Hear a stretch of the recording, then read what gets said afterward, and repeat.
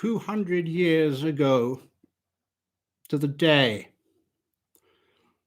the poet John Keats died of tuberculosis in Rome.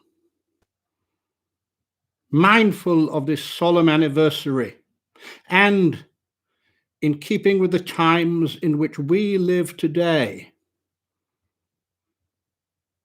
I shall, for this recitation, wear a mask.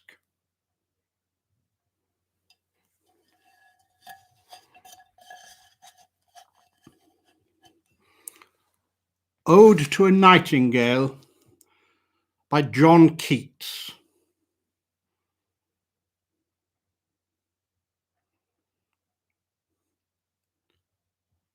My heart aches, and a drowsy numbness pains my sense, as though of hemlock I had drunk, or emptied some dull opiate to the drains 1 minute past, and Lethe woods had sunk. 'Tis not through envy of thy happy lot, but being too happy in thy happiness, that thou, light-winged dryad of the trees, in some melodious plot of beech and green, and shadows numberless, singest of summer in full-throated ease.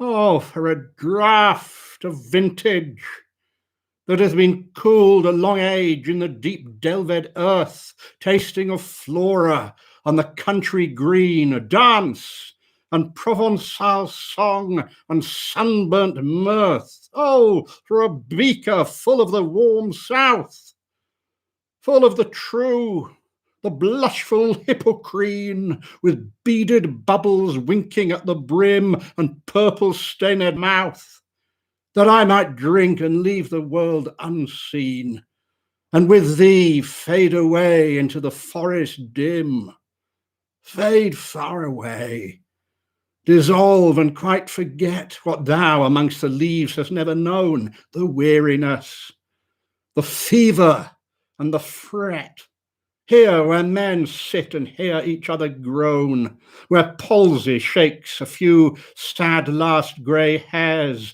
where youth grows pale and spectre thin and dies, where but to think is to be full of sorrow and leaden-eyed despairs, where beauty cannot keep her lustrous eyes, or new love pine at them beyond tomorrow.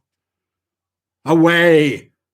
Away, for I will fly to thee, not charioted by Bacchus and his pards, but on the viewless wings of poesy. Though the dull brain perplexes and retards, already with thee tender is the night, and haply the queen moon is on her throne, clustered around by all her starry fays. But here there is no light, save what from heaven is with the breezes blown, through verdurous glooms and winding mossy ways.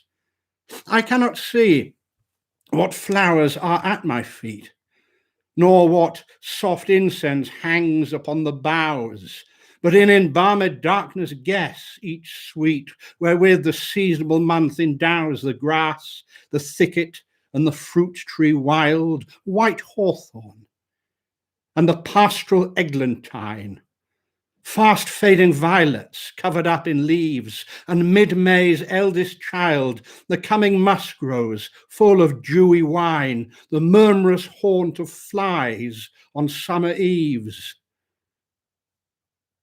Darkling, I listen, and for many a time I have been half in love with easeful death, called him soft names in many a mused rhyme, to take into the air my quiet breath. No, now more than ever seems it rich to die, to cease upon the midnight with no pain, while thou art pouring forth thy soul abroad in such an ecstasy. Still wouldst thou sing, I have ears in vain, to thy high requiem become a sod. Thou wast not born for death, immortal bird. No hungry generation tread thee down. The voice I hear this passing night was heard in ancient days by emperor and clown. Perhaps the self-same song that found a path through the sad heart of Ruth, when sick for home she stood in tears amid the alien corn. The same that oft times hath charmed magic casements, opening on the foam of perilous seas in fairy lands forlorn. Forlorn! The very word is like a bell to toll me back from thee to my soul's self. Adieu! The fancy cannot cheat so well as she is famed to do, deceiving elf. Adieu! Adieu! Thy plaintive anthem fades past the near meadows, over the sill stream, up the hillside, and now it is buried deep in the next valley glades.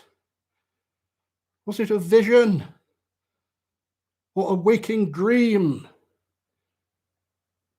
Fled is that music. Do I wake or sleep?